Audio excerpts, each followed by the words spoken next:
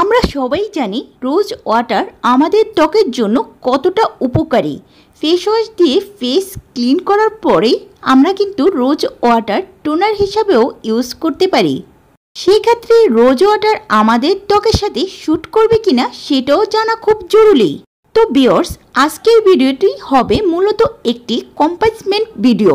এখানে একদিকে আমার হাতে আছে গোলাবারি রোজ ওয়াটার এবং অন্যদিকে আছে মেরিল রোজ ওয়াটার।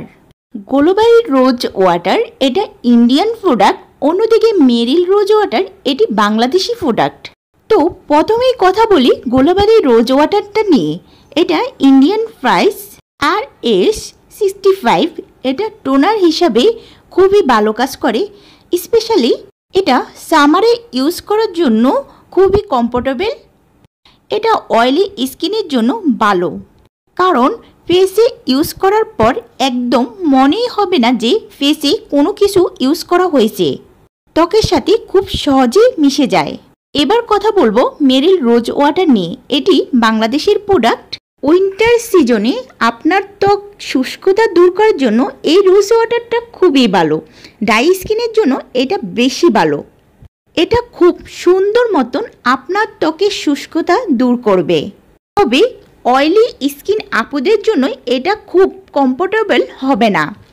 মেরিল রোজ ওয়াটার বলেন অথবা গোলাবারি রোজ ওয়াটার বলেন, দুইটিই কিন্তু ভালো। আপনারা আপনাদের স্কিনের ধরন বুঝে যে কোনো একটি বাছাই করতে পারেন। তবে আমি বলবো যেসব আপুদের অয়েলি স্কিন তারা গোলাবারি রোজ ওয়াটার ব্যবহার করবেন, এবং যেসব আপুদের ড্রাই স্কিন তারা মেরিল রোজ ওয়াটার ইউজ করবেন। আর উইন্টার সিজনে মেরিল রোজ ওয়াটারটা ব্যবহার করলে সবচেয়ে ভালো, আর সামার সিজনে গোলাবারি রোজ ওয়াটারটা ইউজ করলে ভালো।